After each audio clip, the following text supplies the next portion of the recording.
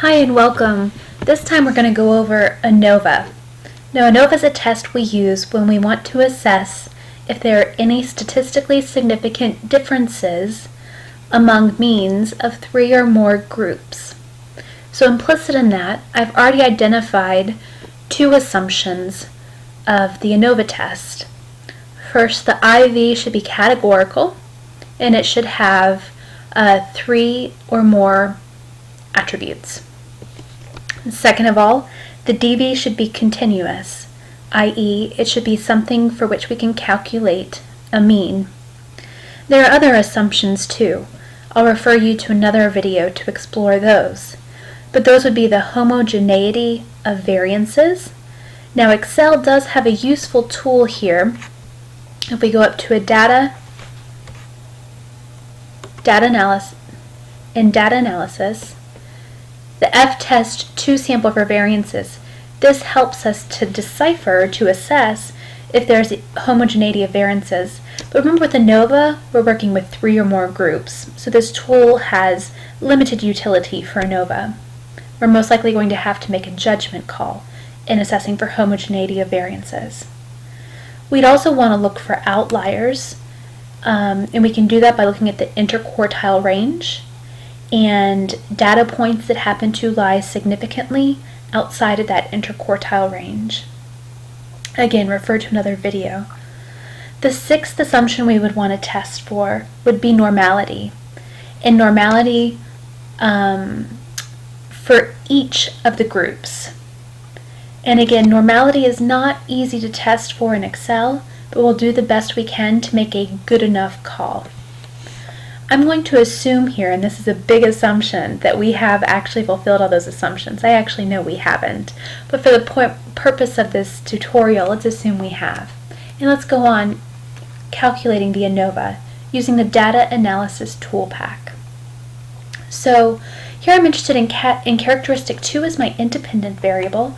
There are 4 attributes here. There's 1s, there's 2s, there's 3s, and there's 4s. And I'm interested in category 3 as my dependent variable. It is a continuous variable here. Now, SPSS might be able to process the data in this way. For Excel, we need to do some copying and pasting. And let me show you what I mean by that. We're first going to sort here characteristic 2. Let me click out of that. We're going to sort characteristic 2. We're going to expand the selection, sort. Now, up here I'm going to write characteristic, or rather, group 1, group 2, group 3, and group 4. Here I'm going to copy and paste all my 1s. I hit Control C and then Control V. Here I highlight all my 2s. I hit Control C and then Control V. Going down here looking for all my 3s. Control C.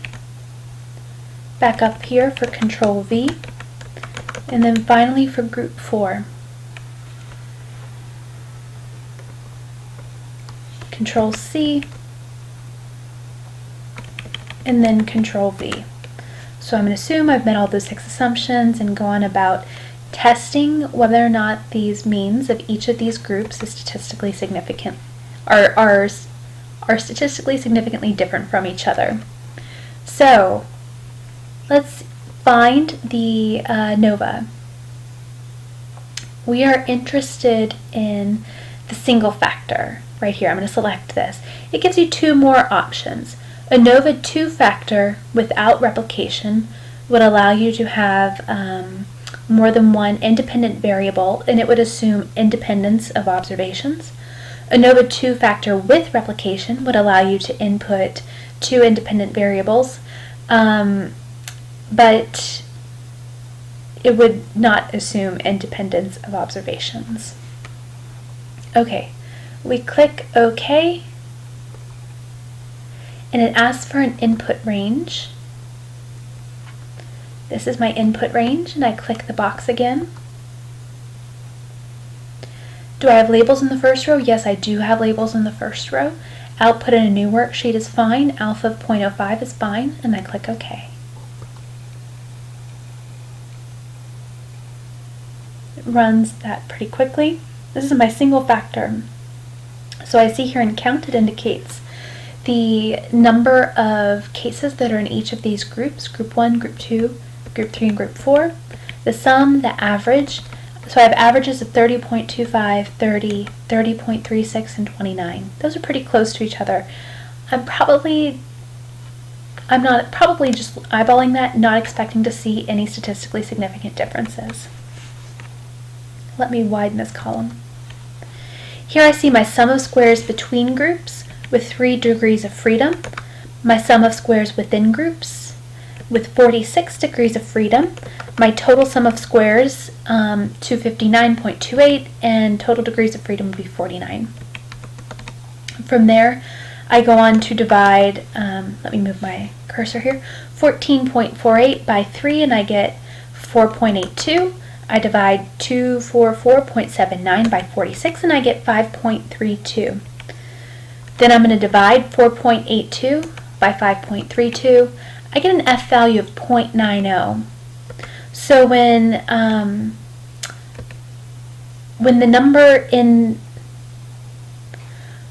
I divide 4.82 by 5.32, I get the F value of 0.90. When this denominator is big, i.e. there's more variation within groups than between groups, it's going to produce a small f value, which is not likely to be statistically significant.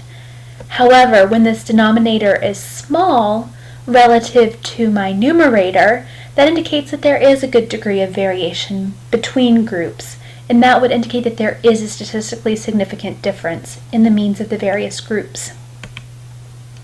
So I see here my p-value associated with my f f test statistic is 0.44. Remember, to evaluate the significance of the f test statistic, we need to make use of both the 3 and the 46 as our degrees of freedom. And so we see the p-value of 0.44. Let's say we'd set our alpha at 0.05. 0.44 is greater than 0.05, and so we would accept the null, which we kind of guessed just by eyeballing the means up above. It also provides me my F critical value. The thing that Excel can't do that SPSS can do is provide the post hoc tests, i.e. if there were to be differences. In SPSS, you can use the post hoc test to look at where those differences were. Here in Excel, it's a bit more limited functionality, but it's incredibly useful. So thank you. Bye-bye.